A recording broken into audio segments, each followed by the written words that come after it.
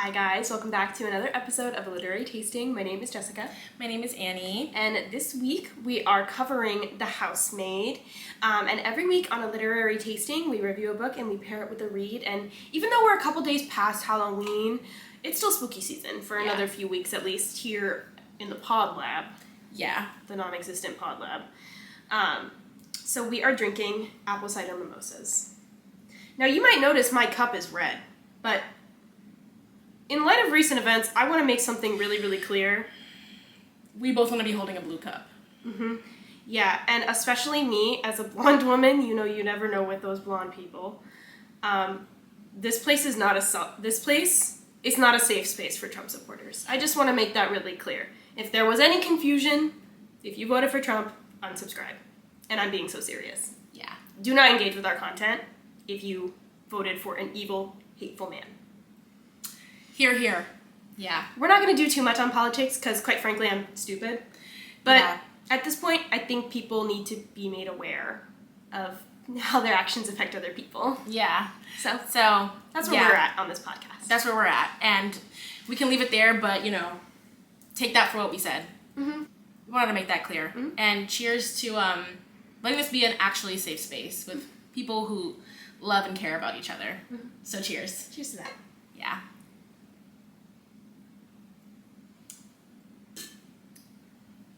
Something about apple cider. If there's one good... Why did you didn't like it? I was like... No. If there's one good thing about living in America, it's the ability to get copious amounts of alcohol. Just anywhere. Yeah. And then the ability to pour it into a cup with some apple cider. Right. That's very American. Yeah. Yeah. You know what else is really amazing that America has made? An apple cider donut. Actually, I don't even know if that's an American invention, but I love apple cider donuts. You know what else we love? The Housemaid. Yeah, period. So we're just going to get straight into it today. Mm-hmm. We're going to go ahead and do some fan casting. And before I do that, we are going to do some trigger warnings. Yeah. This is a thriller read, so if you're going to be triggered by any kind of violence, go ahead and skip this read and skip this video. We'll see you guys in the next one. But specifically, we've got domestic violence, attempted murder of a child. Yeah. Just like murder, violence in general. Abuse, torture. Sexual abuse. Sexual abuse, psychological abuse, psychological torture. Yeah. This one was very gory. So if it was great. This was a great read, but it is definitely triggering. So if that's gonna bother you or trigger you, go ahead and skip. That's fine. Yeah. We'll see you guys next week when we return to our roots with a trash romance. Yes! We're going home! We're going home! Anyways, so if you haven't seen, there is a Housemaid movie coming out. I don't know if it's going to be like made for TV or if it's like actual going to be in theaters. But our two female main characters are Nina and Millie. Yeah. Nina's like the homeowner, the housewife. She's going to be played by Amanda Seyfried. I've never known how to say her name correctly, and I'm so sorry because I love her. Yeah, I love her. I just need to go watch an interview, but you know the queen. You know the queen. Yeah. And then Millie is going to be played by Sydney Sweeney. Mm-hmm. Really bomb casting. I cannot wait to see two incredibly talented women in the same place. No, like so exciting. That's when you texted me that, I was like, oh yeah, this is about to chew. It's about to chew bad. It's about to crunch. I really, really hope that it's going to the theaters because I'll be sacked. We'll be there. Yeah. Assuredly. Did you just picture them in the book then as the characters? I'm okay with this casting. I also could say, I don't know if you saw A Simple Favor with Blake Lively and Anna Kendrick. Yeah. I think they would have been great. But I feel like that's mostly because they're kind of similar in plot. Yeah. Kind of. Well, so, very loosely similar in plot. Yeah. I would say also, like, I was basically picturing them because I already knew that they were casted. Mm-hmm. However, there's a show on Netflix, I don't know if you've seen it, called Behind Her Eyes, that is very good. I recommend it. It's like one season, I think based off a book, and kind of a similar plot to this. And the main actress in that show, her name is Eve Hewson. Woo! I kind of saw her as Nina, because she played like the wife character in this show. And then, going off of that, I pictured the male main character, her husband, Andrew. I pictured him as Tom Bateman, who was also in this show. All good options. Yeah. Also, if you have Peacock, I highly recommend watching this show. I forget the name, but it's about a serial killer and these people who do a podcast about him. It's like a horror comedy, and he's in that show, and it's really good. So, anyway, those are my 2 picks for them, too, but I did picture Amanda as well. For Andrew, I pictured Darren Wilden from Pretty Little Liars. Ooh! Because, like I said, we're going home. Yeah. I know where home's at, right? Yeah. So. Right, for sure. Yeah, I felt like that was a good, like, if he was, like, a few years older than he Yeah. was in that show, because he was super young in that show. Yeah. But, I mean, that was 10 years ago, so I bet he could play him now. For sure, yeah. That'd be perfect. Yeah. And then, did you cast anyone for Nina's daughter, Cecilia? I don't think about children. Oh, okay. I casted her as Violet McGraw from The Haunting of Hill House. Period. She is such a talented actress. Yeah, she was so also good. She was in Megan. Yeah. Yeah, she's a really talented actress. I love her. So she's so little. Yeah, no, she's so cute, and she's just really talented. Like from her age. I mean, obviously she's older now than she was in Hill House, but she was incredible in that. So yeah. Go Queen. Okay, so let's get into it. This book, like most every book we read these days, is cut into parts. So we're starting with part 1, and we meet our main character, Millie. Millie, we find out, is looking for a job, and she's on her way to an interview to be like a housemaid. And we find out that she's looking for somewhere to live, because at the moment she's living in her car. And she's like, this job is perfect for me because I can, make money, and it's a live-in position. Mm-hmm. So this will work. Yeah, she's like, I'm gonna make Boots money. Mm-hmm. I need to become a nanny man. Especially when she pulls up and she sees the size of the house, and she's like, oh, I'm gonna make Boots money. That's when she pulls out her fake glasses. I'm not kidding. Her fake plastic glasses. She's like, I need to bring out the big guns. No, she's like, I gotta look smart, studious, like I'm gonna clean this house within an inch of its life. You know what I mean? So I'm about to run this house like the Navy. I'm gonna run this toilet bowl like the Navy. Yeah, deadass, and she does. She eats. She eats the interview for sure. She gets there and she meets Nina, who is the wife of the house. We also find out from the jump about Millie. Mm-hmm. She's like, I can't go back to prison. Yeah, and you're like, oh, time to put on my fake glasses. I cannot go back to prison. You're like, wait, what?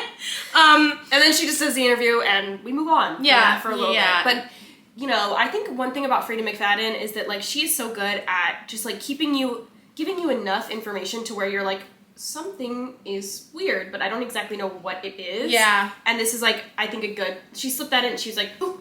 Yeah. Yeah, and I was like, oh. But then we moved on. And then she's like, hee hee. Yeah. I'm gonna make so much money. I'm gonna go live in this damn attic, and I'm gonna like it. Yeah. Well, at the tour, or at the interview, Nina gives her a tour of the house, and she's like, wow, this house is so fucking big. There's a movie theater. Like, the rooms are large. They're lavish. It's gorgeous. And the house is so clean and so nice. She's like, I don't even know why this lady needs a nanny, because like she's eating. Yeah, she's like, she can, like, this is a beautiful home. Yeah. And then she's like, let me show you where you would stay if and you Nina's were being so nice to her. Keep that in mind. She's being really kind. She's like, we'll show you Call where me you would Nina, stay. girl. Yeah, she's like, call me Nina. Like, we're friends, whatever. Let me show you where you're gonna be sleeping or like living, your room, if you were to take the job. She takes her up into the attic. The moment they hit the threshold of the attic door, she's like, ooh, the vibes are off. It's dark as fuck. Scary stairs up here. They get up to the attic, and she's like, oh, there is a bad energy in this room. Like, bad energy. Yeah. And she's like, well, I guess why would they keep the nanny's quarters clean? I'll live here. Yeah, and she's like, you know what? I need a job. I want a job. It could be worse. She could be a receptionist, so... Again, for clarity, we are both receptionists. Oh, yeah. I feel like we have to remind people of that, because if this is your first time watching, yeah, we're both receptionists, so that's why we make that joke a lot. Mm-hmm. But, yeah, then she leaves the interview. The next chapter, she's like, I haven't heard back from Nina in a long time. I really thought I was going to get the job, but it looks like I might not. And then Nina calls her, and she's like, bring it on home, John B. And she's like, my God, it's an awesome God. Yeah, she's like, period, I'm on the way. And she gets the job, and she's like, thank God, because I'm really wanted this. It's perfect for and her. I can't go back to prison. Yeah. But I'm not going to tell y'all why. Yeah. Now, when she gets there, she sees that the house has there's a gardener working, and she looks at him, and he looks at her, and he's like shaking his head. And that's what I pictured anyway. Yeah, and he goes up to her, and he's like, pericolo. And she's like, what? What? But then he scurries off. And she's like, wait, what? Wait, he's so hot. Wait, what? He's so hot. She's like, Daddy, sorry. Daddy, sorry. And yeah, she has no clue what he said because he was speaking in Italian, obviously. And she's like, I mean, whatever. Yeah. She's like, I can't go back to prison, so it doesn't matter anyway. Yeah. So then she gets in the house. Nina's like, I'm so happy to have you. I bought you a new iPhone. So yeah, you can keep in contact. And also, this kitchen is disgusting. Clean it. Yeah. And she's like, oh. And then she's like, oh my God, the house is so dirty. Yeah. How did this happen immediately after I left? Yeah. She was like, so odd. Literally what happened. And for those of you who don't speak Italian, by the way, like me and her. Yeah. He said danger. Right. He said danger, but she doesn't know that yet.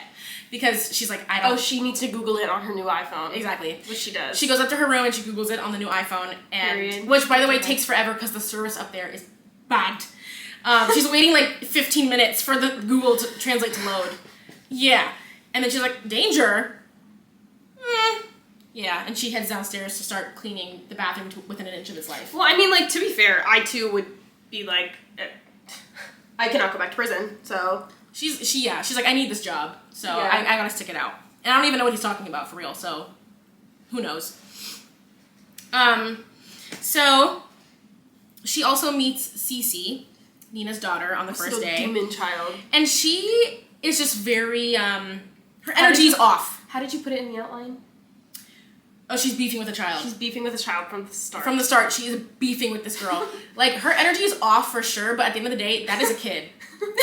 She's like, God, I fucking hate this demon child. No, yeah. In her internal monologue, yeah. That's the word. Yeah. So she's like, Cece's wearing very frilly, you know when you see a photo of an old-timey baby and it's wearing the most enormous frilly dress ever? You know what I mean? That's what they got Cece in. An old-timey baby. Yeah, like a baby born in 1702. A couple weeks ago, I went to the Ford's Theater with my dad for a tour, and they have all these photos of Lincoln and his family, and there was pictures of his sons that were literally them 3 years old in a full tux, 3 years old. Yeah, but I mean they were the president's sons, so I guess it's a little different. I guess I should be wearing Lightning McQueen Crocs or something. I mean, I guess it's the 1800s. But come on now. Lightning McQueen Crocs! It's like when you see an influencer that loves the color gray.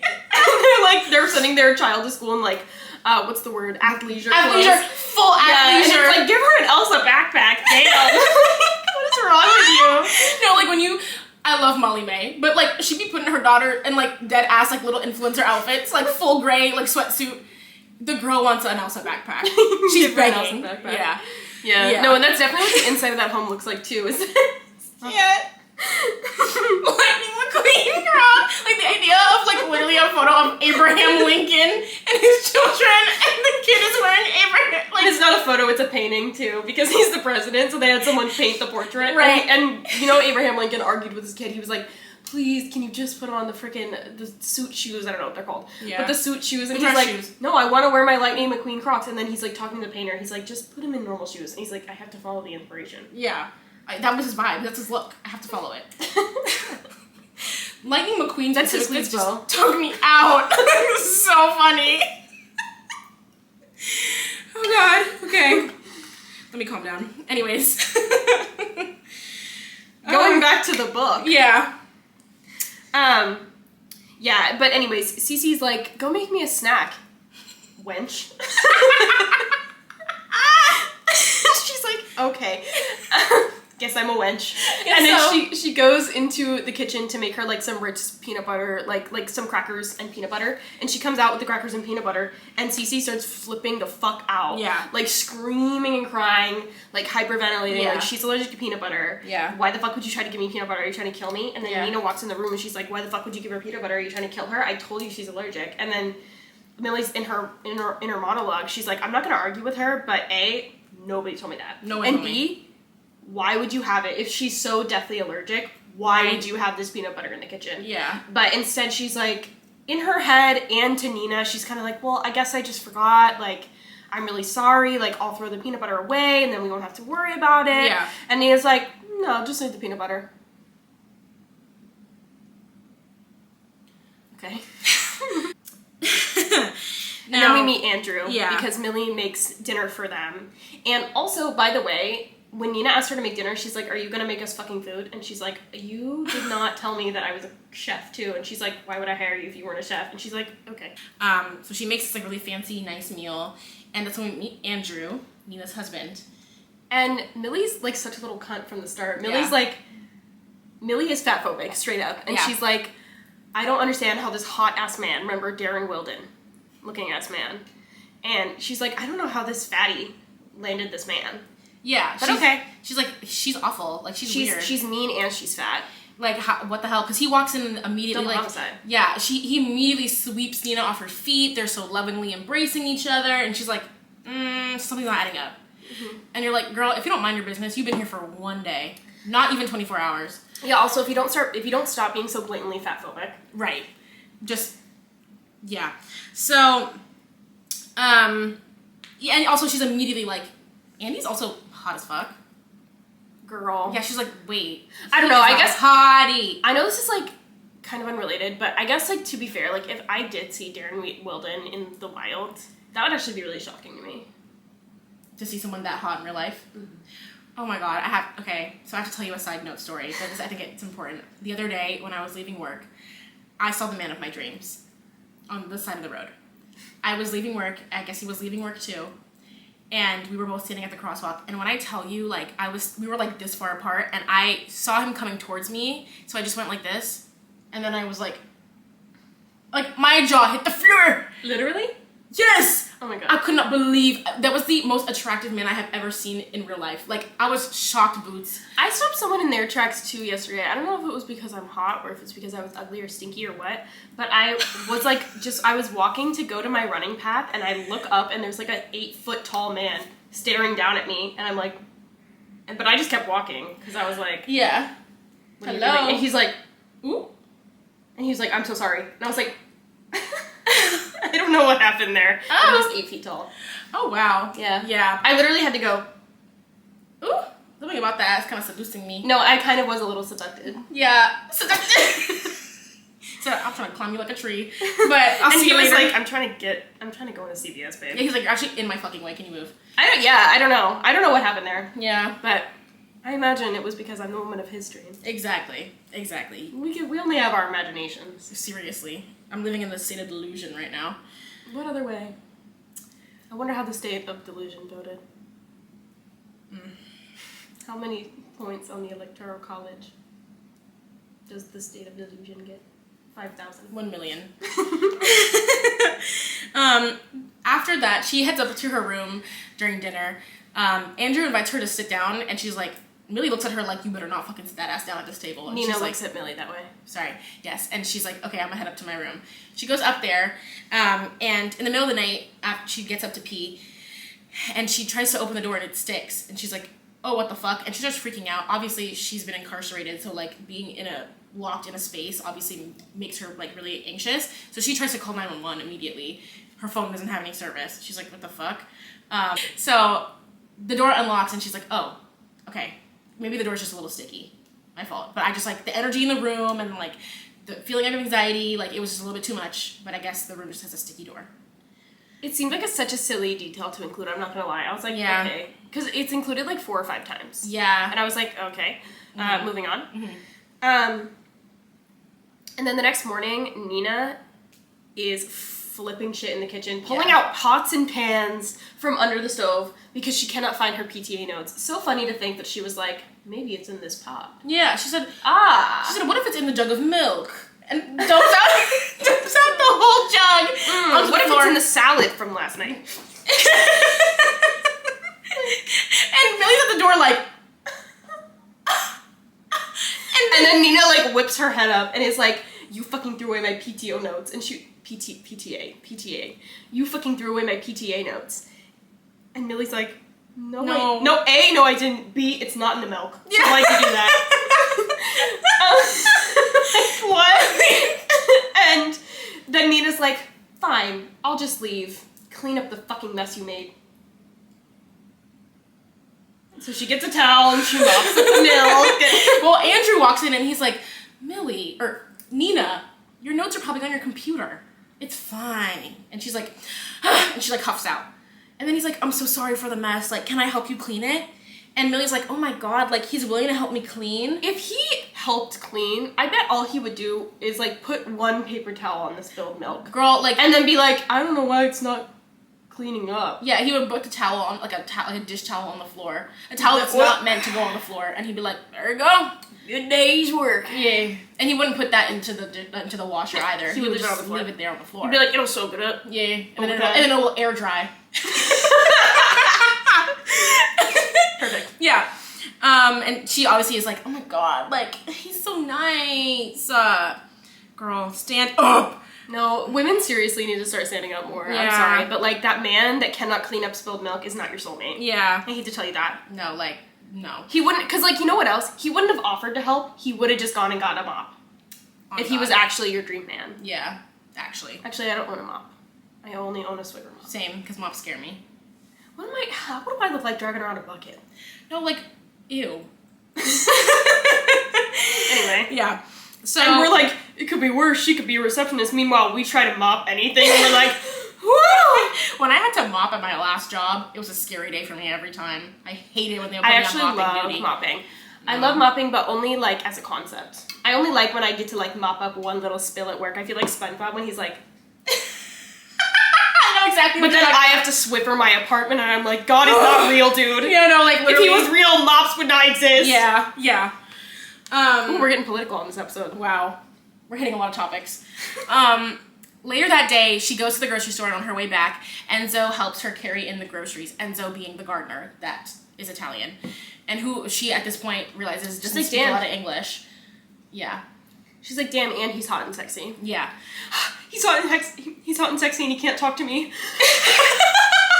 Yes! Yes! He's like, what the fuck? She's the partner. Yes! Yes! He's like, I'm just trying to lay some mulch. Like, what's going on? And she's like, didn't you lay that mulch yesterday? Yeah. And he will continue to lay it for the rest of the year. But when they bring her into the house, she starts to, like, try to talk to him, and he basically, like, runs out of the door. He, like, bolts, and she's like, what the fuck? But then Nina hurries down the stairs, and she's like, hey, was somebody in here? And she's like, Enzo, help me carry the groceries in. Yeah, and Nina's like, I don't want him in the house. Like, don't fucking do that. Matter of fact, where are your glasses? And she's like, You know what? Actually, if these two events did happen back to back, she's trying to just deflect from why doesn't Nina want Enzo in the house. I'm answering our own question. Yeah. She's trying to deflect, being like, oh my God, why? Because in Millie's mind, she's like, why isn't she like Enzo? He's the gardener. He's here all the time. Like, what the fuck? Why is she scared of him? Yeah. And then she's like, you're the fucking problem. You're the problem. Where are your glasses? Obviously, the glasses were fake. She only wore them for the interview, like we said. So she's not wearing them in her regular day-to-day. And Nina clocks her tea and is like, where are they? And she previously had told her she was wearing contacts, but this time she asks her again. And she's like, you caught me. Like, I was lying. I wore them because I really wanted the job and I wanted to look smarter. And that's why. And a lot of people do wear glasses for fashion. So, like, yeah. I don't know why she didn't just say that from the start. That's what I said. I was like, why would you not just say, like, oh, it was a fashion I thought thing. they were cute. I thought they were cute. But then Nina's like, so you lied to me? Not once. Not twice. But 3 times. Don't you ever lie to me again. Ooh. Ooh. I would not be lying to her a 4th time. The thing is... I'll admit. She had me on my boots for sure. Yeah, like... I don't know what that means. She had me on my boots. She had me at the tip of my boots. I was on my heels. Like, yeah. My feet were coming off the ground. She was she was scaring me. She was scaring me. Yeah. That night, Nina's at her PTA meeting, so it's just Andrew and Cece there for dinner. She makes this like really nice steak dinner, and Cece's like, I'm not fucking eating that. Gross bitch. Yeah, she's like, what the fuck? Like, are you insane? And Andrew's like, ugh. God. She wants nuggets. I'm gonna make her some nuggets. Come on down. Let me show you how to make the nuggets the way she likes them. So they go to the kitchen, and he starts like telling her step by step. He's like, she likes dinosaur nuggets. This amount of time. I would have been horny. Well, me too. I'm like, he cares about his kid. That's not actually his kid, by the way. No, it's Nina's kid. But that's what, and he kind of explains that here, that like Nina's the mother, and he's not actually like her biological father, but like he's raised her, like that's his baby. Or is it? Yeah. But she's like, wow, in her head, she's like, wow, he's such a great dad. Like, he knows all this really specific information about his kid. Like, again, you can't say that for a lot of people. For sure. No, yeah, it's crazy because he hated that kid, but he still made her nuggets. True. Oh. Ooh. Spoiler. And, yeah, so he makes her the nuggets. He, again asks her to join them for dinner, and she's like, no, Nina would not like that. She heads up to her room. One thing you cannot say about this girl, she respects women. You can't tell her.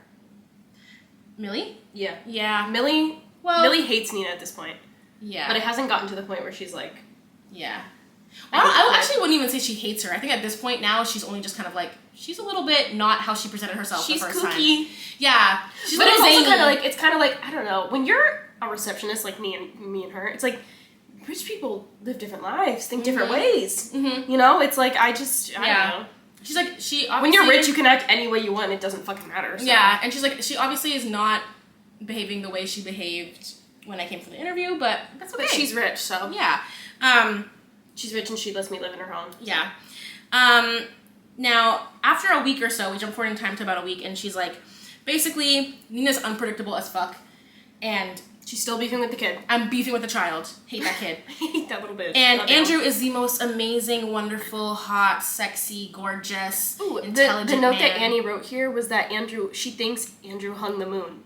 Good one. Thank you. She does think that Andrew hung the moon. She's like, he's the best father to ever touch down on this earth, and it's not even his biological kid.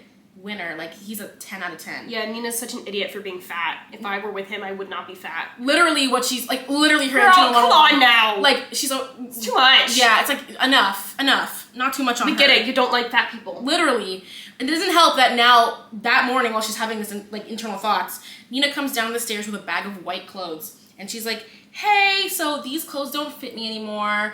I was gonna go and give them... Like, not even, I was gonna go throw them out. But then I remembered you're poor. Yeah, and you don't have any clothes. So, do you want these? They're gonna fit you. And she's like, oh, like, I guess, like, thank you so much. And it's all, like, very nice, obviously nice quality, all white clothing. Because I don't know if we mentioned... PTA mom clothing. Yeah, I don't know if we mentioned, but Nina only wears all white clothes all the time.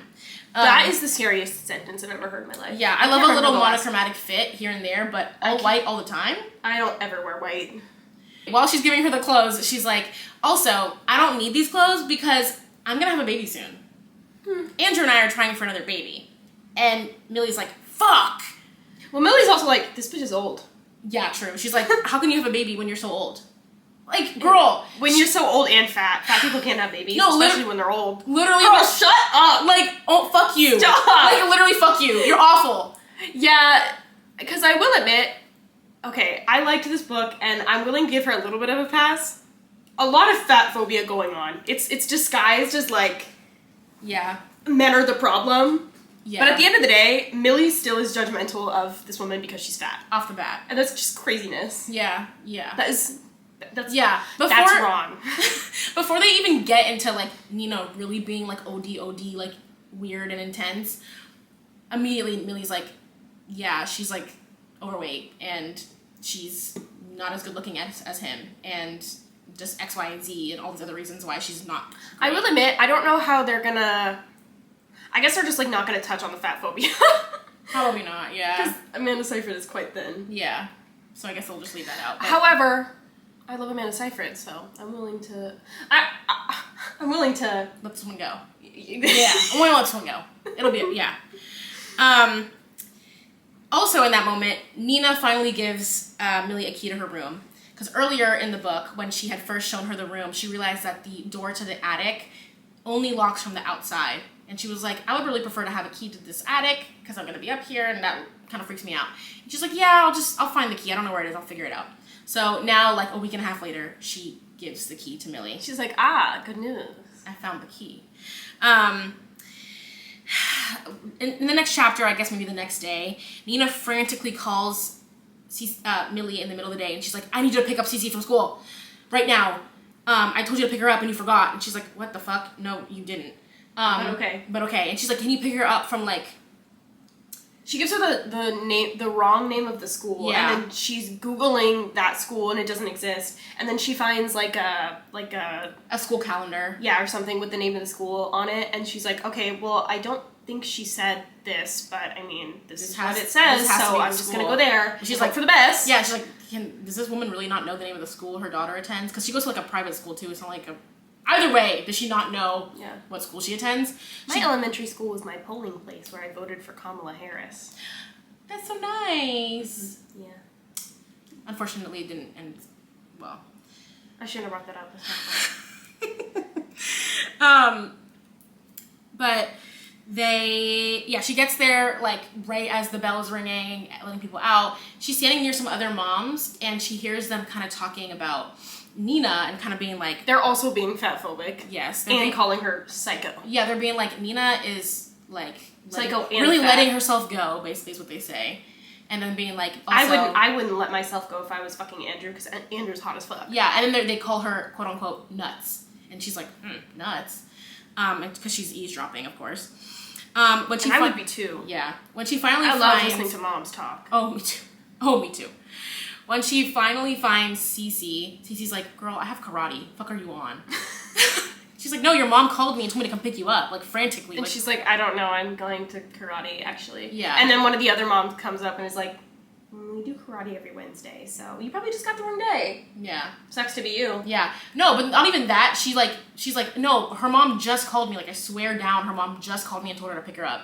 Maybe it's an emergency. So the woman calls Nina, and you can hear her side of the conversation, but basically, Nina's like, oh, I don't know why she would come pick her up. Like, I told her she has karate today. And the other mom, like, the mom that's there is like, I know, it's so hard to find good help these days. In front of Millie's face, and Millie's like, oh. That's how it feels being a receptionist, do you have a gun? by the way. Yeah. But the people that you work with, the higher-ups, the people that you work with will be like, God, I hate receptionists. Jessica, can you file this for me? And you just have to go, yay! Yes, I love filing! Let me know if you need anything else. Yeah. I love you. And then you turn around and a client is like, you're fat for a receptionist. And you're like, yay! They're like, I feel like you should be getting paid less as a receptionist. And you're like, you really suck at your job. Are you here for something? Are you just here to heckle me? Like, what's going on? Are you heckle? You're just standing there heckling me. They're not even there for anything.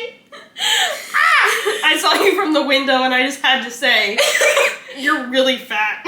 You should be paid less. We're both like,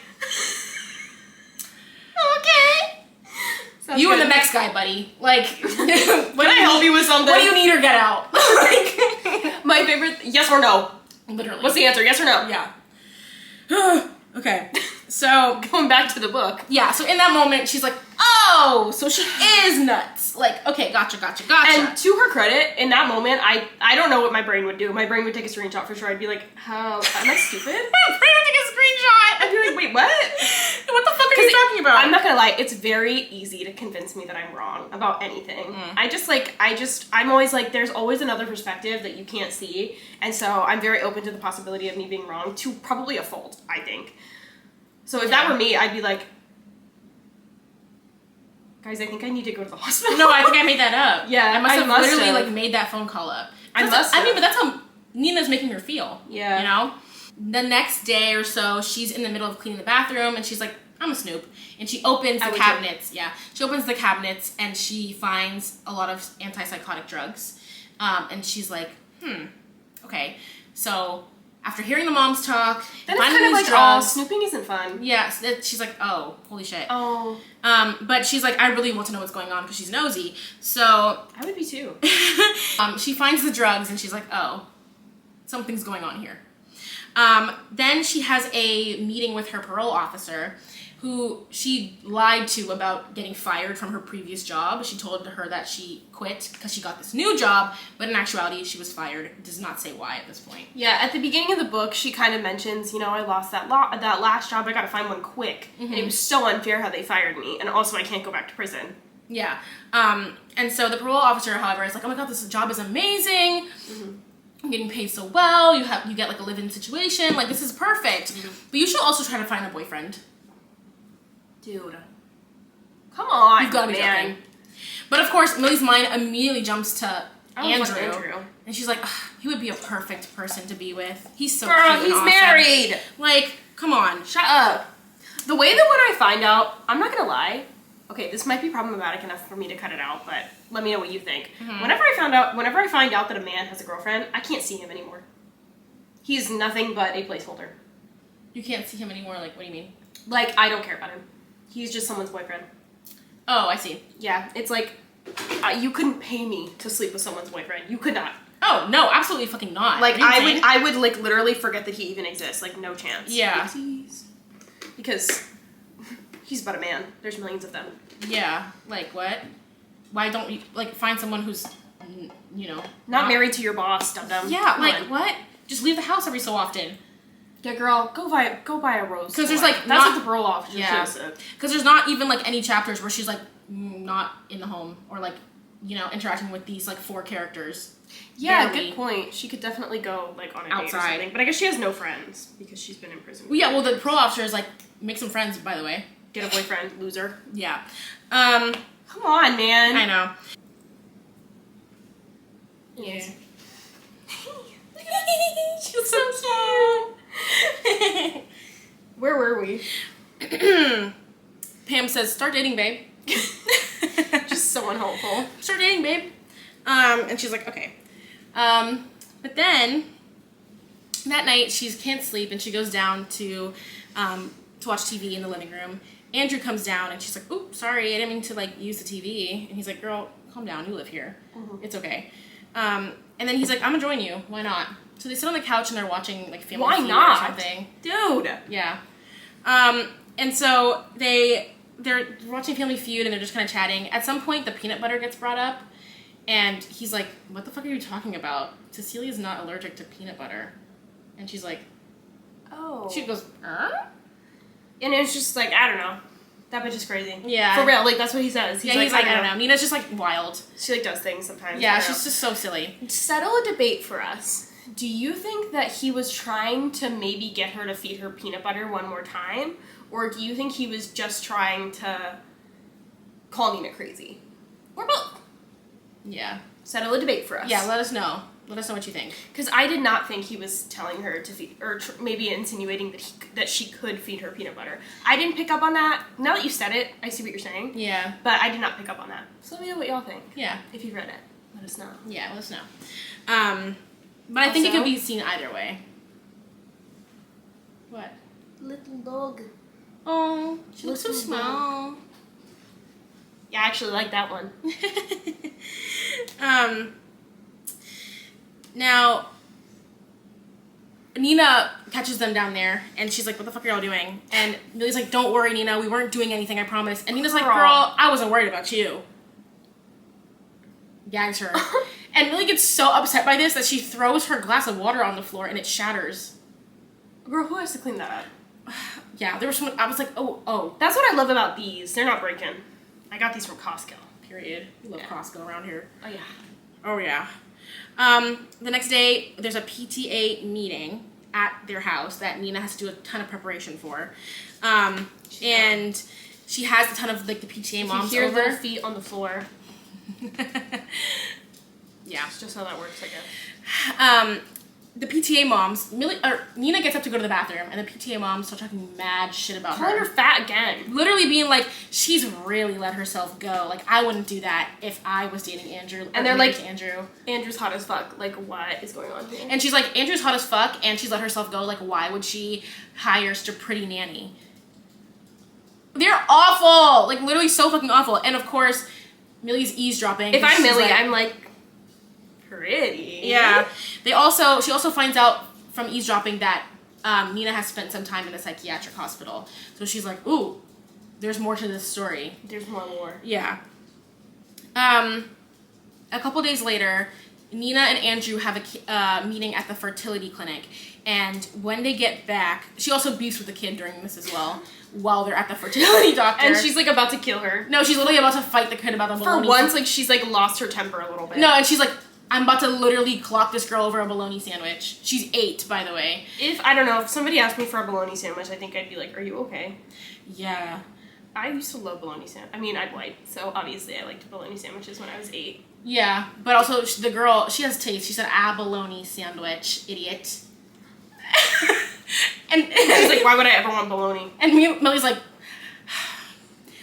cocking her fist when the door opens and Andrew and Nina come in, both looking very upset. And she's like, oh, the vibes are off. The vibes are really bad. Nina goes straight upstairs, and Andrew immediately confides in Millie and says, like, Nina can't have children. A lot to tell to her. Yeah. That's none of her business, for real. Well, also, at this point, there's definitely been some flirty-ish vibes from that. Yeah, they're getting closer. No, like, this was the nail in Nina's coffin. No, yeah, for sure. It was not, it was the final straw. Yeah. Oh, so after telling Millie about the fact that Nina is basically, she's infertile, he says, you know what, I really want to do something nice for her. She's been talking a lot about wanting to go to this one Broadway show. Like, would you be able to help me book some tickets for that?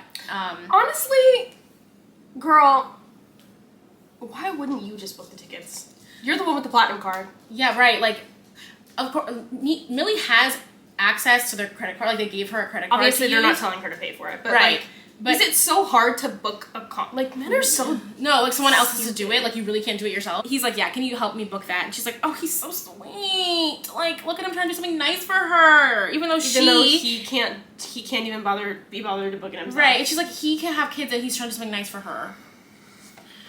If I were Nina and I found out that he didn't even book the tickets himself, I'd be like, really? Yeah, you know what? Like, you had to talk to the nanny, because we all know she's mad about the nanny. Yeah. For sure. For sure. The thing is, too, like, I rescind what I said earlier about Millie being a girl's girl. Like, I don't agree with that. She is not a girl's girl. Like, she is standing off, like putting moves on this man out of, like, basically, like, oh, this is a thing that's wrong, so I shouldn't do it. But she wants him, and she's fully admits it in her head, I feel. But she hasn't done anything yet. She hasn't done anything yet, but she's already, like, getting to that point. You know what I mean? Like, well, we're gonna find out about how she is indeed a girl's girl, but we'll get there. We'll get there, yeah. Stay tuned. Yeah. So... watch the ads that are gonna be on this video. At some point, yeah. Mm-hmm. Where are we? Oh, okay. Later... Oh, well, because Andrew, like, is, like, so sweet in her eyes to Nina, the next morning he comes down and they like have this like really cute embrace and he's like, love you so much, I'm off to work, and she's like, oh. And she's like, he's so nice that he loves her even though she's fat. I know, like, I wish I had that. So her solution is to basically try to seduce Enzo, the gardener. He comes inside to like drop off a package and she like immediately like puts her hand on his chest and she's like, and he's like, bitch, what? What the fuck? Because obviously that's not gonna work. Right, like, hello? What are you doing? And she's like, oh, shit. Oh. My bad. You don't. Oh. And he just kind of... he hustles on out of there and he's like, Millie, you have to get out of here. It's dangerous. And she's like, I'm poor and a felon. So I don't know what to do now. Yeah. That's the thing, is it like, I'm poor and a felon? She's like, you're forgetting this. So can we cut to the chase? Do you want to sleep with me or not? Can you cut to the chase and tell me why it's dangerous? Tell me why, and if not, do you want to sleep with me? Like, yes or now no? I can sleep in my boxer position if I know what boxing, you know? Right. Like, stop with the cryptic ass messages. Tell me what you need to say. No, like, literally. Like, you know. That's actually even more unhelpful, because instead I'm just like, maybe he just doesn't know how to say you're sexy. And he's like, dangerous. Oh, and she's like, oh, he means mysterious. Exactly. Yeah. Yeah. It's like that one picture of all the One Direction boys, and Harry Styles is like this hot and dangerous. Hot and dangerous. What the fuck are you talking about? And I saw the photo of him. He's literally like with a popped collar, and he's like, "You gotta be joking. You gotta be joking." No, and I ate it up when I was told. Me too. I had that saved. He is hot and dangerous. He is. I had it saved, and I'm pretty sure it was the lock screen for my iPad. I like them hot and dangerous. What can I say? So that a couple of days later, or the next day or something, she asks Nina about her schedule, and Nina's like, "Oh my god, like Andrew's so sweet. Can you please book it for a week from Sunday?" I think we already talked about that. Oh no, we didn't. You're right. Keep going. Okay. Yeah, she's like, can you make sure you book it for a week from Sunday? And she's like, yeah, for sure. Easy enough. And then when the day rolls around of the actual musical, she's like, oh, like, Nina, are you so excited for the musical? And she's like, what the fuck are you talking about?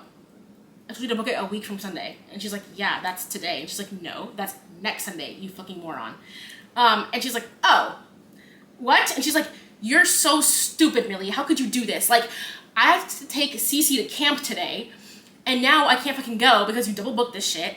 You better get those tickets refunded, otherwise the price is coming out of your paycheck. And mind you, these are Broadway musical tickets. Like they're front row. Good seats, yeah. Front row. Good seats. And the Plaza Hotel. I don't even know how much the Plaza costs because I'm so poor, I don't even look at the prices. I actually was thinking about going to look up how much it costs at the time. Don't do that. Then I was like, I don't want to hurt my own feelings.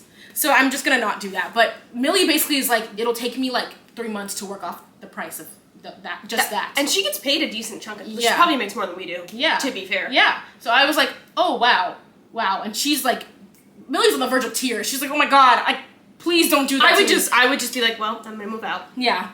You can't collect that money if I'm gone. Yeah. So. But then obviously Andrew intervenes and he's like, whoa, chill out, dude. Like, we can get it fixed. I'll call them up. I'll see what they can do. Like, it's not that deep. Like, I'll figure it out. We'll get it refunded. And Nina's like, fine, whatever. You better figure it out. Yeah. So she brings Cece to the car. Mind you, when they're carrying the bags out, Millie's like, that bag is insanely heavy for, like, a week at camp. But whatever. The bag is heavy. And they take off. Now, later that day, Andrew's like, yeah, you know, I couldn't get the tickets refunded. I didn't want to tell Nina, though, because I didn't want her to, like, punish you for it. Also very manipulative to tell her, though. Yeah. Keep that in mind. Yeah, he didn't need to tell her that, but he was like, I didn't tell Nina because I didn't want her to, like, penalize you for that. But I think you should take the tickets and, like, treat yourself. Take a friend with you, go see the show, and then spend the night at the Plaza. And she's literally like, well, I have no friends. Yeah, she's like, I have no friends, so I can't go, but that's really sweet of you. And also, oh my god, like, I want to fuck you so bad. Well, that's what he was hoping she would say. Yeah, because then he's like, you know what? Let's just go together. I'll take you. Yeah, I'll take you. And she's like, I don't know if Nina will like that. Are you out of your mind? You're Broadway insane. show? A Broadway show, like, and dinner with wine? And Dude, a no night way. at the Plaza? Well, they weren't intending to check into that hotel. Well, yeah, he was intending to get them separate rooms. Oh, no, they were intending not to even go. You're right. Yeah. But then they had too much wine at dinner, and they had to go. Yeah. Mind you, when they go to the dinner, the only, like, fancy outfit that she can find are one of Nina's dresses, one of those white ones that she'd given her previously. So she's wearing this, like, really short, really nice white dress, and, you know... She probably looks like a younger version of Nina in this moment. Yeah, and he's obviously... Because think about how similar Amanda Seyfried and Sydney Sweeney look, like, just, like, features-wise. Yeah. Like, they're both blonde. Yeah. They're both women. You know? For a man, that's all it takes. The similarities can end there. The second you have blonde hair, they can't see anything else. Yeah. So, and also, like, the entire night, she keeps mentioning, like, he keeps staring at my legs, my dress keeps running up, and he keeps staring at my legs, and he keeps being like, oh, sorry, like, oh, sorry. After the play, a musical... I'm gonna drive the car off the road. Mm-hmm. If you're married and you're looking at my legs, to the point where I notice and you have to apologize, you want to go for a swim? I've got nothing to lose. Yeah. I'm gonna drive the car off the road. You don't deserve to live. No. Think about your wife. Yeah, but instead Nina's like, or Millie is like... Yeah, because Millie's like, I could own that house. Right. I'm telling you. I could be a co-owner of that house. Yeah. And unfortunately, my credit needs the help. So, because I've been in prison. Right. By the way. So she's... In case you forgot, I have been in prison. Yeah, because she mentions it. Always. She does, but she doesn't tell us what she did. Exactly. So it's just like, girl... What? She leaves us on edge. Yeah. So after the musical, they go have dinner. They have a lot of glasses of wine. Mind you, at one point, Nina starts blowing up their phones, and she's like, oh my fucking God, she knows. She's like, ugh, she's so crazy. I know. And then finally he answers the phone, and she can hear Nina screaming at him. And then when they hang up, he's like, oh, my wife, like, I don't know how we got to this point. Like, we used to be so in love, but we haven't had sex since the fertility appointment. And they're both like, and he's like, oh my God, I don't know why I said that. Who said that? I don't know why I said that. But that make me sick. I know. And then they're both like super fucked up. And so she's like, they've had like a bottle of wine each at this point. Yeah, and he's like, I can't drive all the way back like to upstate, so we can just go to the plaza. And she's like, and he's like, we'll get separate rooms though. We'll get separate rooms. No worries, separate rooms. And she's like, okay. They get in the taxi and it takes all of like 13 seconds before they start making out. Because he starts looking at her legs again, and then she's like, hello, and he's like, I'm sorry, but like, what do you expect? And then they start like making out. Of course, they get to the hotel. They do not ask for separate rooms. They go up and immediately fuck. Yep. So the next morning they drive back to the house, and she's freaking out because she's like, Nina told me to take out the trash and I forgot. And the trash truck has already gone by. Like, now what do we do? Well, it's also like right down the road too. Like they can fully see it. Yeah. So they're like, fuck. They get there. That's their karma. And she's like, what do we do? And he's like, don't worry, girl. I'll take care of it. And then turns around and he's like, Enzo, take the trash out, buddy. He cannot do anything. No, like he was like, I'll take care of it. And then he calls someone else to do it. No, and like also he's really rude to Enzo about it. He's like, how much do I have to pay you to get you to do it? And then like he ends up paying Enzo like $200 or something. Yeah, because he tries to take it to the dump. Yeah, and he's rude about it. He's like, take my trash to the dump. Yeah. And then he's like, how much do I have to pay you to get to it? He speaks that language though. He says, Yeah, he pulls out like a 50 and he's like it ends up being $200, literally $200. And as soon as he walks away, he's like, ugh, I hate poor people. Literally, I hate poor people. They're always just trying to get more money out of you. And in her mind, she's like, I don't know, I feel like he was just doing you a favor. I don't think she defends him, but she definitely doesn't. She definitely in her mind is like, yeah, she's like, oh, okay. She's like, oh, I like. Yeah, she's like, I don't think anything was that crazy that just happened. Like, yeah, you asked him to do a favor, so I don't know. Services provided equals extra money. Right, exactly. Because that's not your friend. No, it's not. And also, like, he has to take his car, so factor in some gas money. Yeah.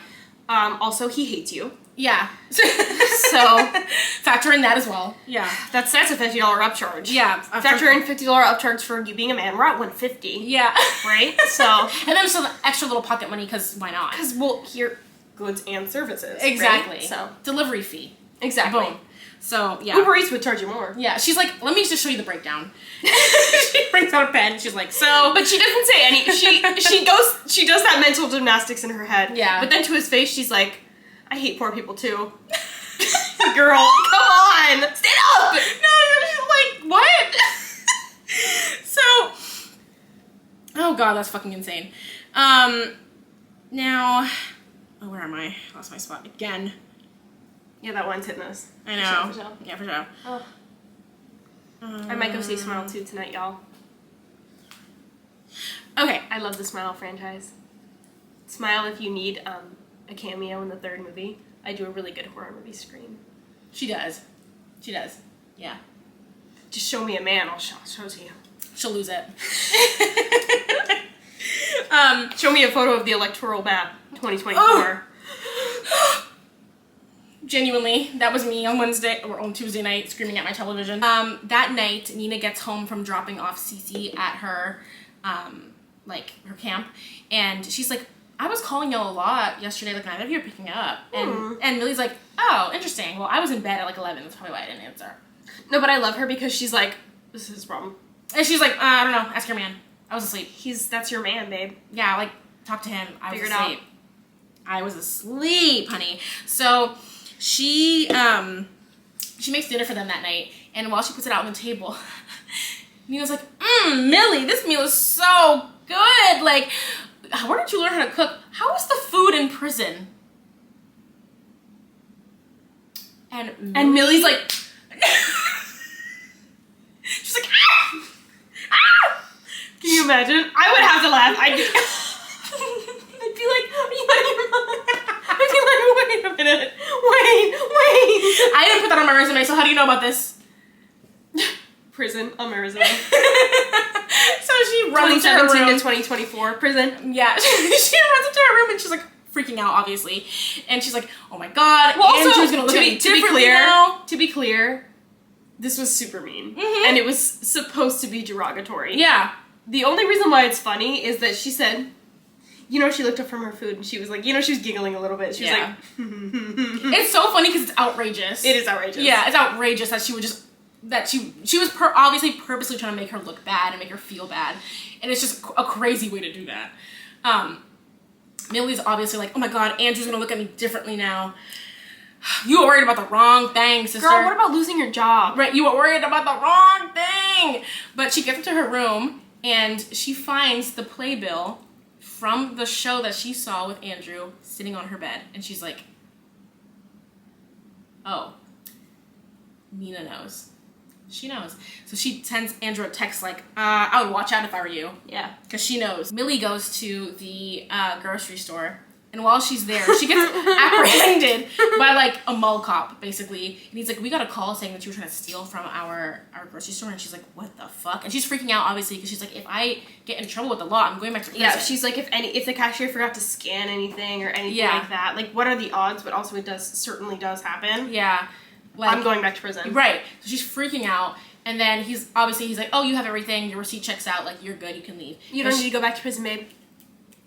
But she's obviously like, holy fucking shit. That Yeah. was definitely Nina who called and tried to get me in trouble with Yeah. the fucking law. Anonymous call that somebody was going to be coming in and trying to steal. You know A what? call. Keep going. So, later, I think that night or the next night or whatever, she comes downstairs to get a glass of water in the middle of the night, and she finds Andrew on the back porch. And she goes out there, and they're talking, and they're like, I know we can't be together, but that was the best night of my life, the night I spent with you. And then they obviously make out, and... Not your wedding night? Oh, God. No. God, It's just so upsetting. hear me now. God is not. Do not ever let me find this kind of love. It's not love. I don't know. I don't want it. Like, oh no. They make out. She goes back inside the house. Well, and Nina is home. Right. You fucking disrespectful bitch. so disrespectful. And she walks in and is going up the stairs, and she looks up and sees Nina at the top of the stairs. Dude. This spooked Oh my me. god, it scared it scared the pants off me. Yeah, literally. Yeah, I did a little sneeze pee when that happened. Yeah, because I was also listening. I was doing an audiobook moment again, and I was like, oh. There's something about our books that are so chilling. Yeah. Like, before you even know anything about her, they're just, like, so... Yeah. This was my first book of hers reading, so I was definitely, like, pleasantly surprised. Yeah, Nina is at the top of the stairs, and she's like, where the fuck is my man? Oh my god. Where is my man, Millie? And she's like, I don't fucking know. Like, That's your man figured out. Right, that's your man. I don't know where he is. Maybe look outside on the back porch. And she's like, okay. Okay. Yeah. Now, like another day goes by or something, and Millie's on the way back home after like having a day off, and she gets home, and Nina is sitting in the house in the complete dark, holding with the bag of clothes that she previously gave Millie at the beginning of the book. She has the bag of clothes, and she's like, Millie, where did you get these clothes? She's Urban Outfitters to me in 2019. You're a thief. And you're like, I'm like, you gave it to me. and I'm like, I don't know what you're talking about. And so Millie's like, these are the clothes you gave to me. Like, what are you talking about? And she's like, I never gave you clothes. You are a thief. I should have never hired you. You are a felon, and I should have never let you into my home. And Millie's gagged. She's like, oh my god, this woman is crazy. Like, she's insane. Like, you gave me these clothes. I swear that I did not steal from you. Like, And Andrew walks in and he's like, you're fucking crazy. yeah, he's like, Nina, not too fucking much. So he tells Millie, like, Millie, don't worry about it, baby. You just head up to your Baby room. girl. Baby girl, head up to your room. And she's And like, she's like, she like scurries up the stairs and stays there, and she has her ear next to the stairs listening. me. While Me, if I was there. And Andrew's downstairs basically telling Nina, I don't love you anymore. You're a terrible person. I don't know when our marriage came here, but it's a wraps for us. Pack your shit, you're done. And Nina is like, whoa! Whoa! It is crazy that we got here really fast. Yeah, she's like... Even though we've been fighting this whole time. Yeah, she's like, hold the phone. You were acting like everything was sweet yesterday. Hold the phone, cuteness Everdeen. Yeah, well...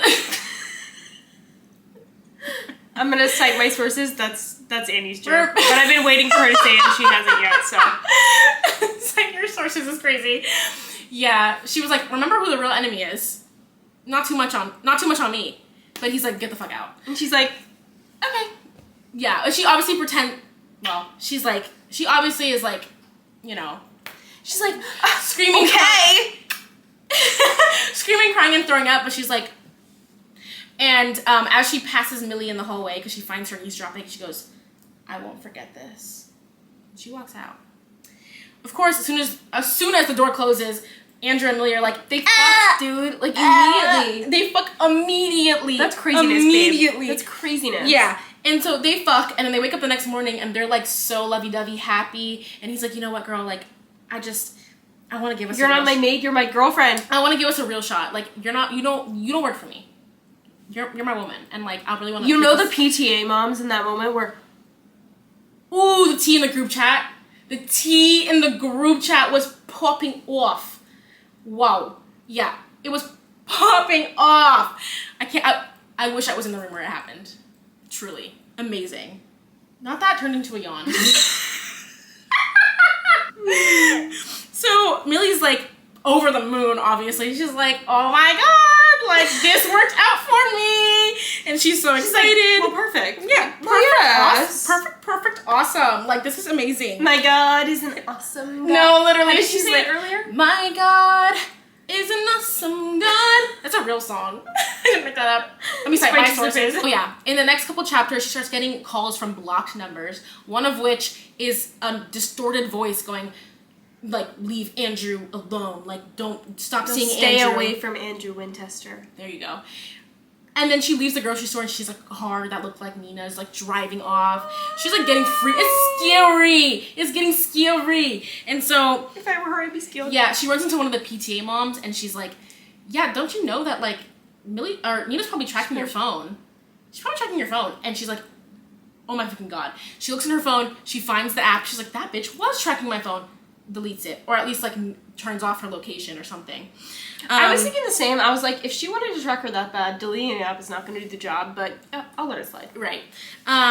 So the next day, she's up in her room and she's like, you know what? I think I'm going to move down to the master suite. No, not even. She's like, I live in this house. I'm not letting Nina run my life. I'm going to move into the, like, she's spiraling a little She's bit. crashing out. Yeah, you're right. She's like, I'm not going to let Nina run my life. I'm going to live in her room. And Andrew's like, what are you doing? And he's like, okay. And she's up in her room, like, frantically packing up her shit to move downstairs. He comes in, and he, again, is like, what? Girl, chill.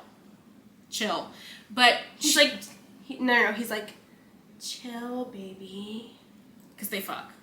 Yeah, they fuck. And now, after they fuck, she wakes up in the middle of the night, around 3 a.m., and she's like, I gotta go to the bathroom. And she gets up, and Andrew's nowhere to be found. He's not there. Dude, if I woke up in a bed alone after sleeping with a man, get the gun, babe. I'm killing you. Yeah, it's over. No. You gotta be around like a... she goes, if you remember earlier from the sticky door, she goes to do the sticky door, and she's like, oh, okay, door's stuck, whatever. Yeah. I know the door is sticky. I'm not gonna panic. It's fine. It's fine. Indeed, the door is locked. She's like, oh, this shit is actually fucking locked. Oh, what's funny is that the door's locked. Wait, the door's locked. And so she's like, maybe he just accidentally locked me in. No big deal. I really have to pee. If I just knock loud enough, he's gonna let me out. Yeah. She's like, you know what? It's 3 in the morning. It probably just locked on its own. Yeah, it's okay. It's 3 in the morning. Let me just Even though you need a key to lock it. Exactly. Let me just go back to sleep. When I wake up in the morning, he'll have come to find me. She goes to bed. She wakes up in the morning, and she's like, the door is still locked, and she hears Andrew's voice outside the door, and she's like, Andrew, let me out, Unlock babe. the fucking door, babe. Unlock the door, and he's like, no. So part 2 begins with how to get rid of your sadistic, evil husband, a guide by Nina Winchester. That blew my mind. High key. I knew something nefarious was going on, but that's actually, like, I thought that there was something with Nina. Like, I thought that... I know, I had an idea that it was Andrew. I did not think it was going to get like this. Yeah, that's fair. Like, I did not think it was going to end with somebody getting locked in an attic. Yeah, her being locked in the attic, and then obviously everything that we learn going forward, is just shocked me. And when the woman read that into my ear and said, "How to get rid of your sadistic evil husband," I nearly choked. Like, the sadistic evil husband was serving Gossip Girl. Yeah, it was so good. Because I think I heard that too with my own ears. Yeah. She put on her headphones. She was like, "Quinn, listen up." Yeah. Sadistic evil husband. She chewed that. It was so good. It was so good. So, this part 2, we switched to Nina's POV. And she's basically talking about... She runs it back on her and Andrew's history. We start with her basically being like, I was a very young mom. I got pregnant in college with a man who he wasn't my man, and we weren't going to be together. So, I had a baby while I was very young. She worked at this place. Andrew happened to be there one day. She was a receptionist. Yes, she was a receptionist. And Andrew happened to go in one day, and basically her boss, like, chews her out and belittles her and embarrasses her because her breast milk leaks through her shirt. She was lactating. Because she didn't have time to take a break to go pump. Yeah. And so her boss humiliates her, and then Andrew comes and, like, makes her feel better, and he's like, I hate sexist people. Yeah, and he takes her to get lunch, and he's just, like, really fucking sweet to her. To get hot dogs. So, hot dog, which would have worked on me. I love a hot dog. I love hot dogs. I'm a hot dog girl. I love hot dogs. Costco hot dogs. So she's just, like, immediately, like, he's just the perfect fucking man. Like, immediately. And I don't blame her at all. Yeah. And so they get married very fast. Like, their love story is very quick. And he actually breaks off an engagement with a previous woman named Catherine in order to, like, pursue this thing with Nina. Allegedly. Yes, allegedly. She also mentions that she has since looked for Catherine before, has not been able to find this woman. She also notices that she meets his mother, and his mother is a freak. She is always wearing all white, and she's always very critical of everything that he does. Like, she always has something to say about what he's doing. But Andrew loves her in white. He loves his mommy, and he loves her, Nina, in white. So you're like, oh. Ew. Yeah. Of course. Ew. So we get a first locking in the attic where basically one day he says something very offhandedly like, oh, like, your roots are growing in. Which, like, already is bad. Yeah, right. Don't comment on my roots. And she's like, oh, I had an appointment to get my hair done, and I had to miss it for XYZ reason. Like, I'm going to get them done soon. And he's like, yeah. Can you come with me upstairs to help me find some papers in the attic? And she's like, yeah, for sure. So they go up to the attic. Husband, I trust you. Yeah. They go up to the attic, and she walks in front of him, and she's looking around, and she's like, bed, fridge, bucket, turns around, and the door shuts behind her. And she's like, what the fuck? She's like, oh, must have been the wind. Yeah, so she's like, Andy, Andrew. Babe, unlock the door, please. And he's like, no. And she's like, wait, what the fuck? Essentially, he's like, you need to learn to behave yourself, and the only way you're going to learn is if I punish you. So, in order to... I can't have my wife walking around with roots. He literally do that. He literally says, I can't have my wife walking around looking so, like, disgusting or something with roots in her hair. Like, you need to keep your hair looking nice. So, in order for you to learn, you need to stay in this room, and you can't come out until you pull out 100 of your own hairs. So she does so, but that's not good enough. No. And he makes her pull out 100 more. Yeah. And mind you, this is, like, over several days, because the first couple hours... She's like, I'm not doing that. Yeah, she's like, what the fuck? Obviously, she's like, what the hell are you doing?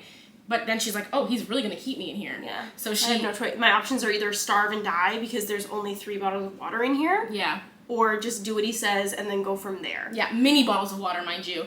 And which, like, I'm sure her thought process was like, if I pull out these 100 strands of hair, I'll just escape as soon as he lets me out. Yeah. It'll be fine. Plus, her daughter's downstairs. Right. Like, her kid's in the house. She's like, I need to get to my kid. So... Doesn't matter what I have to do, I'm going to do it. Yeah. So she does. But the problem is, The second that she steps out of that door, he gives her like a big glass of water, and of course hasn't had any water, so she drinks the entire glass of water, and she wakes up like a few hours later. Yeah. She doesn't know this a few hours later. She just knows Yeah. that she feels groggy. Yeah. And she hears the bath running, and she's like trigger warning, big trigger warning Yeah. for child abuse. She walks over to the bathtub, and Cece is in the bathtub, almost drowning. in there, and the water is like slowly rising in the Oh, tub. right, you're right. Yeah. Yeah, and you were saying the text. So a police officer shows up and tugs Cece out of the bathtub and arrests her. Yep. And she later finds out that Andrew sent a bunch of text messages to her phone saying, "I'm so worried about you, babe. Like, where are you? I'm getting really worried."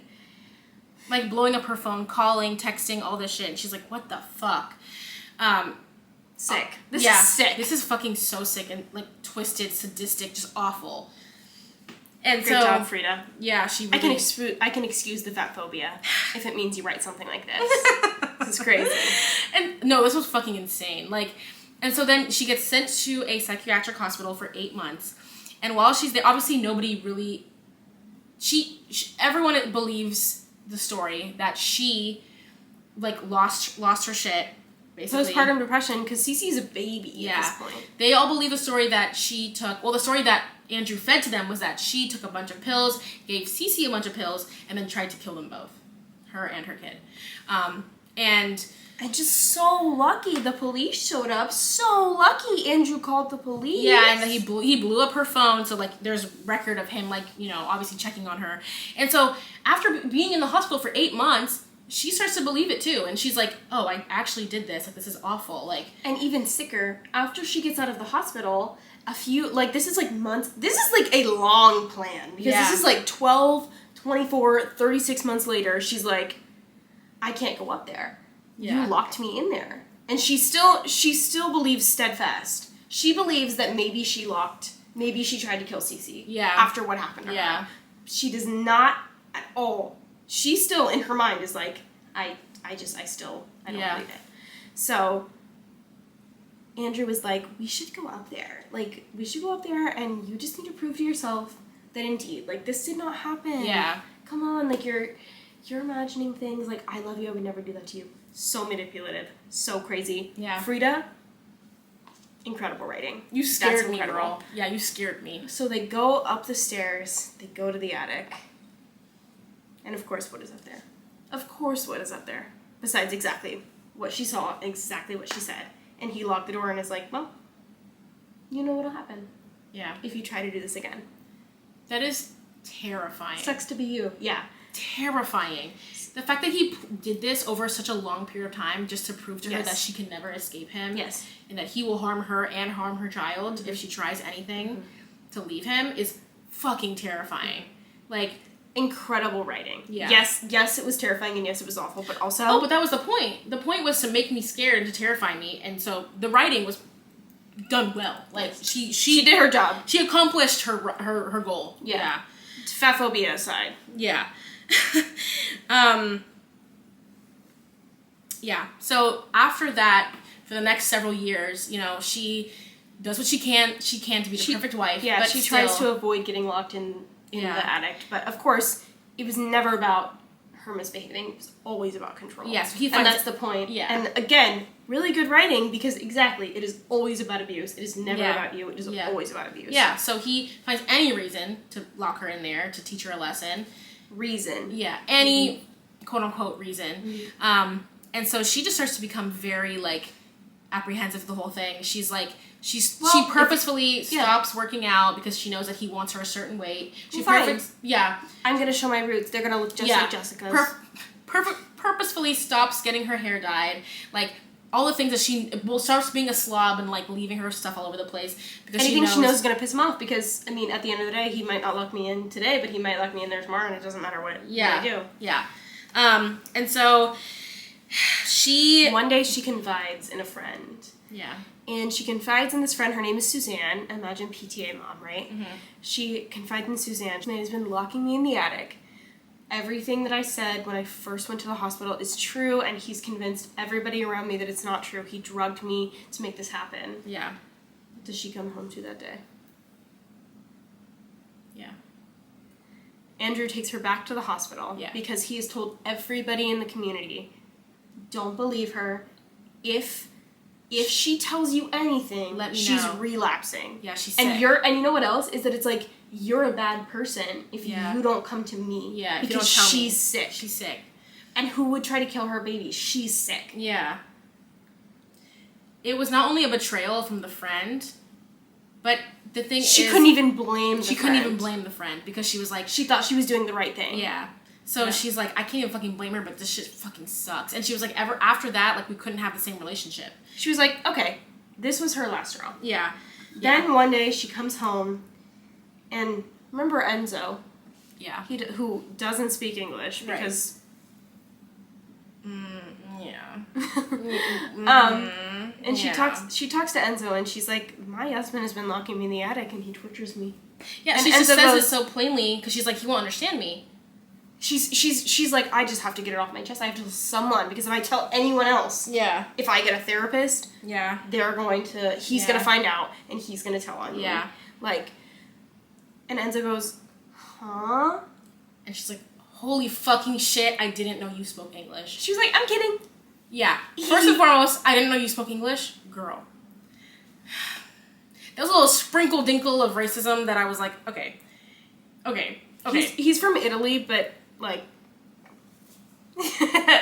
Okay. Also, you hired him, right? So you must know that... Okay. Well, no, I guess he's, like, the community gardener or something. No, but she mentions that he started working at their house first, and because he was so cute, all the other moms hired him. Oh, because he was hot. Yeah. So... But, yeah. Anyways, he's like, Mama, what? And she's like, oh, fuck. Forget I said anything. And he's like, no. And she's like, yeah, you have to. And she runs away. Well, and even more, a little bit racist, is that, he had to flee his home country. We find out he had to flee his home country because he beat up his sister's boyfriend so bad that he had to flee the... Guys. It's a little bit not great. Yeah, it isn't... It's not looking good. It's not looking good. But, for the sake of the plot, that's what happens. Sure, yeah. For the sake of the plot, that's the facts of So, the Enzo plot. and her start hatching a plan for her and Cece to flee the country. They get some cash together. They get some fake passports together. And Andrew finds it. Of course. She comes home and he's like, what the fuck is this? No. Like, passports and papers. I was crashing out so bad. I was like, no! And it's like, obviously that was gonna happen, but I was so crashing out. I was like, no, I was in the metro like, oh my god! And so she also is like, fuck! And she bolts out the house, gets in her car, drives straight to Enzo's apartment, and she's like, he knows. New plan. New fucking plan. New plan, we get him a new victim. And Enzo's like, no. And she's like, kill yourself. I'm leaving. Yeah, she's like, I'm doing it anyway. I don't know what to tell you. Kill yourself. I hate Italian people. That was her in that moment. That was her in that moment. She was like, I don't give a fuck. So that's when she decides, I need to hire someone new to take my place. And you might be wondering, but how would Andrew be okay with her hiring somebody to live in the attic? Yeah. If she's gonna have a baby, she needs to just until the baby comes. Yeah, she's like, I need help around the house. Like, it's fine. Yeah, and like I can't be too stressed on trying to have this baby. Exactly. She's like, just until like I have the baby and Cece's like it's the school year starts, so Cece's occupied. Like we just need some extra help around the house. And he's like, okay, fucking fine. Now she hires a PI when she meets Millie because she's like, do some background on this girl. And she finds out from the PI that Millie had previously been incarcerated. And so she's like, oh. And she finds out what she was incarcerated for. I don't think we hear it right now, but I should just fucking say it anyway. Millie had killed someone. She murdered someone. Her friend was being sexually assaulted by someone in college, and so she ended up bashing that man's head in. And I know it's fictional, but that's what he gets. And so, I mean, that's what Millie said. And also she has like a very violent past apart from just the murder. Just like gets in fights, but always at the always to defend a woman. Yeah, I love true. that. It's true. Always to defend a woman. Always to defend a woman. That's why she got fired from her previous job. She punched one of the waiters in the face for being sexist or something like that. Yeah. And yeah. So Millie's like, we're a book podcast. I should probably know why she punched that man in the face, but I don't. So, you know, read the book. Yeah. And so she's like, great, I'm going to hire this girl with the intention of having her murder my husband.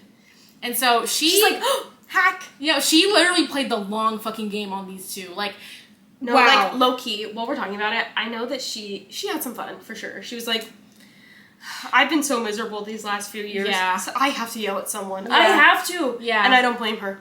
Yeah, she was like, I gotta do what I gotta do. It's gonna work out in the end for me, and I'm gonna get rid of him. But it's gonna work out in the end for her, too. Yeah. So it's fine. Exactly. So she purposefully, now we go through all the stuff that happened in the first part of the book, where, from Nina's perspective, the making a mess in the kitchen and like blaming Millie for it, sending her to the school when she wasn't supposed to, giving her the clothes and then acting like she stole them from her. She was like, I need this girl to hate me. I need her to believe the lies that Andrew was going to tell her. Yeah. About me. Yeah. I need her to hate me enough to want to sleep with my husband. And I need her to think she is a victim enough for them to have a mutual attraction, because he loves a victim. He wants a victim. And he wants a victim. So that's the best way for her to do it. And she achieved her fucking goal, clearly. The play, or the musical... I was scared. Me too. I was scared of her. Yeah. The musical was the final boss. Like, that just sealed the deal, and she made it work. You know, she was at home. Yeah, like, she was doing her thing. She's been dropping Cece off at camp. So Cece at camp, she's just waiting for Cece to come home. Yeah. And then they're gonna book it. Yeah, exactly. And then... Because she's a good mom. Yeah. She's letting her kid go to camp. Yeah. Oh, she had also... That's why the bag was so heavy. Yeah, exactly. Also, she had paid off the doctor at the fertility clinic to lie to him about the fact that she could not have children, because she found out that he was cheating on his wife, and was like, if you don't lie to my husband, I am telling on you. I will go to your wife as a woman. Watching men suffer. Yes. Yeah, she was like, I will hit her with the hey girly. Not too fucking much. Yeah. And he was like, you got it. After we go through all of that stuff from Nina's perspective, we hit part 3. We jump back to Millie, and basically she's like banging on the door like, Andrew, let me the fuck up out of this attic. And he's like, no. Mm-mm. You left my books out on the table. You didn't put them back where you found them. So you gotta learn your lesson. And in her head, she's like, I'm not your nanny anymore. I didn't think about putting them back because I'm not your nanny. Yeah, and she's like, I didn't think it was that serious, but, like, I'm so sorry. Like, I promise, like, I won't do it again. Whatever, I'll be more cognizant. And he's like, no, you have to learn your lesson. So you see those 3 textbooks I left on the floor? And she's like, And he's like, yeah, I want you to lay down, and I want you to place them on your tummy for 3 hours. And she's like, oh, no. And he's like, yeah. What's crazy is that, no. Yeah, she's like, it's really crazy how I'm not doing that. And he was like, well, it's crazy how I'm not letting you out until you do. But again, same thing as Nina. She holds out for as long as she can, but at the end of the day, she only has 3 mini bottles of water in there. She already had to pee, yeah. Yeah, she understands that it's better to just get it over with and then run. Yeah. But she notices there's like a bucket in the corner, and there's some pepper spray in this bucket, and she's like, okay, fuck it. I'm just gonna do it. Whatever. Yeah, he's like, pee in the bucket, you'll be fine. And she's like, okay, I'm just gonna let these textbooks on my side for 3 hours, it's fine. Yeah. 2 hours and 58 minutes later, she thinks she's done, and she takes the books off, and she's like... Because she has to pee, because they're pressing on her bladder. Yeah, and she's like, hey, I'm done, like, let me out. And he's like, girl, I'm so sorry, but you came off that 2 minutes too early. Unfortunately, you're gonna have to start over. And she's like, yo, no, like, when we say textbooks, we're talking, like, heavy, thick, 3 of them on her tummy. Like, ow, for 3 hours. She's like, no, I can't fucking do that. He's like, well, sorry, you're not getting out until you complete the task the way I told you to. So, if you think about it, she does it for 3 more hours. That is 6 hours. 6 hours. Of thinking. Yep. 3 more hours go by. Textbooks come off. Andrew knocks on the door. Andrew opens the door. She pepper sprays his ass. So bad. So bad. So bad. And she twists him around, makes him get in that room. She takes his phone off the floor because he drops it. Because he's an idiot. Yeah. And remember earlier when Nina gave her that key? She quickly locks the door and she says, "Oh, okay." And he's like, anyway. Yeah, and he's like, she's like, I'm thirsty, I gotta get me a snack. And he's like, wait, let me the fuck out. And she's like, nah. So she goes downstairs to get herself a little treat. Now we pop back over to Nina. Right before Andrew locks Millie in the attic, he had fired Enzo because he was like, I don't want that man is always here. Like, he needs to go.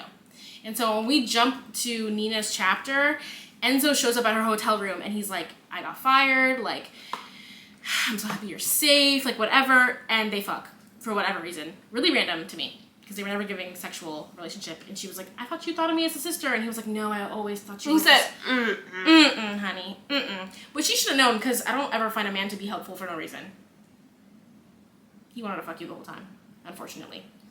It's really awful to think about, but yeah, that's what that proved to me right there. And so she's like, after they fuck, she's like, oh, thank God, like, it's over now. And he's like, but wait, what about Millie? And she's like, well, who cares? Yeah, who cares? Like, she's gonna do the job I hired her to do. And he's like, no, we can't just leave her there. And she's like, but we certainly can. She's like, well, he didn't start abusing me until like 3 months into our marriage, so we've got time. And so, we've got time to fuck. Yeah, a few more times, for sure. At least. Yeah, she goes to pick up Cece from her camp, and I think like a day goes by or so, and Enzo comes back and he's like, I haven't seen Millie in a minute. Her car has not moved from the spot. He left a little, like a marker, like a little Sharpie mark on her tire to see if it would move. Didn't move. He's like, I'm really worried. Like, she has to be in the attic. Like, what? We gotta do something. And so she's like, okay, fucking fine. I'll go back to the house and see what's up. Fine. So then we jump back to Millie, and we get more of her perspective of what's going on the past couple days on her side. She's abusing that man. She is abusing. As she should. Yeah. He's obviously like opened this fucking door, and she's trigger warning for torture. Yeah. She's making him pull out teeth. She's making him. The real kicker is that she said, put those textbooks on your dick. Sit there for 5 hours. Well, she said 3 hours. He does the 3 hours, and she goes, you misunderstood me, babe. I said 5 hours. Start over. So he has the textbooks on his dick for 8 hours. And then after the fact is like, he's like, okay, let me out. And she's like, What's crazy is that this is just not the beginning. Good enough. Yeah, she deadass says this is just the beginning, and she slides the pliers under the door, and she's like, you want to come out? Take a tooth out. Take a tooth out. You know what's crazy is that, like, yes, he locked her in that attic, but I'm not sure she knew about the extent of what happened to what's-her-face. No, she didn't know anything. I think she had a suspicion. She was like, if he can do this to me, he's certainly done this to her. Yeah, I mean, but like, she doesn't know how bad it was for Nina. This was just all on her. Mm-hmm. She said, you're not going to do that to me. What's crazy? Yeah, the thing is, like, for sure, because I didn't think about that until you just said it, but yeah, you're right. She didn't. It's a lot worse when you consider that he's done it to probably multiple women in a row, but like, not that it's not bad, that it's, yeah. Not and, obviously. Yeah, and she obviously, when in her internal monologue while he's in the room, she's like, I can only assume that Nina's the one who left me the pepper spray, and that, you know, this must have been something that might have been happening to her. But she didn't know any extent. She doesn't know the extent of it, She dead ass was just like, you're not gonna fucking treat me like that, and one thing about me, I'm gonna get vengeance. So especially for women. Yeah. And so she starts to also detail, we find out from her side about what happened, why she was in prison, and she's always like, I don't understand what the problem is. Like, I have to defend my friend. Like, I don't see what the issue is. So you kind of see into her mindset a little bit. Like, you also kind of see why she was beefing with the child. Like, she has kind of a short... she's got a little bit of short temper. Yeah. And so she, in the meantime, Nina is on her way over, and she's like, I gotta go fucking help Millie now, because Enzo guilted me. Which I was like, no, Nina! Don't go back to that house. But alas. No, I had a feeling that if Nina went back to that house and Andrew was still alive, absolutely he would not have lived to see another day. No. If Nina had gotten to that house. Between the two of them. Yeah. Absolutely not. So she gets there and she's like looking around. She's like, there's nobody here. Like, I'm fucking spooked. Like, where is everyone? She's looking around and she's like, I can only assume Millie is in the attic, like Enzo says. She heads up there, pulls out her own key, unlocks the attic door, and she finds a Trigger warning. Yeah, trigger warning. A decomposing Andrew on the floor. It's like 6 days worth of decomp. And she's like, he has a bloody mouth. There are several teeth missing. He's super like bruised everywhere. And she's like, what the fuck? Like, what the fuck happened? And then Millie pops up behind her and she's like, girl. Oh, he died? Oh. Yeah, she's like, oh, and she's like, mind you, he was in there for 6 days, all that physical abuse to his body, and there was no water for him, because she drank the water when she was in the attic. So he was on dehydration, too, which I think is what actually they say killed him. Dehydration. So, good. Millie and her are, like, looking at each other like, what do now? What do now? And Nina's like, you know what, girl? You go ahead and leave. Because if the police come and find me, I have a record of, having mental health issues. Like, they will I even got some attempted murder under my belt. Yeah, so they'll probably just send me back to the same facility to get, like, mental, worst case, I'll be locked up, and then I won't be able to see my daughter again, but at least she'll be safe. Yeah. And because she's got Andrew's money at that point, because at that point it's murder. Yeah. And he's so, still her kid. Exactly. So she's like, you know what, you just go. Like, I hired you for this reason, and I probably shouldn't have done that without telling you. I don't want you to go back to jail. I don't want you to go back to jail. Like, you helped me so much. Like, and Millie's like, what the fuck? You hired me just to kill your husband? But then she's like, you're right. Bye. Bye, girl. And she just heads out the door. And then in rolls the police chief. And this is where she loses me just a smidge. Just a little. But the police chief comes in and he said, my daughter used to date Andrew. And what's weird is that she moved, she changed her name, and, we're still close, but she won't come back here. And I don't know why. And, Really upsetting that he died of dehydration, though. Mm-hmm. Yeah, must suck. Yeah, and she's like, I know those teeth are missing, but, yeah, I know he's bruised and his teeth are gone and he's bloody, but really sucks that he died of dehydration. Yeah.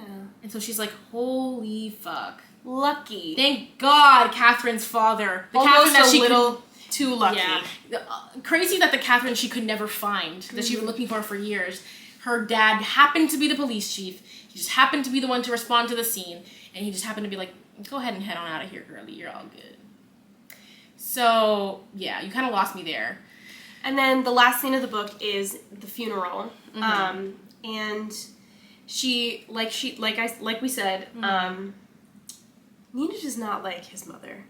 But his mother comes in and she's like, ugh, I don't want to get in trouble for murder. Yeah. And the mom comes up to her and she goes, he always did misbehave. I'm sure he learned his lesson this time. Yeah. Yeah. Because she also is like, we went to, like, ID the body, and, like, I thought crazy that there was all this bruising. Crazy that there was so much bruising, and he was missing teeth, but dehydration will do that to you, I guess. Yeah, he learned his lesson this time. And she was like, wow, so it really is you. It really is you.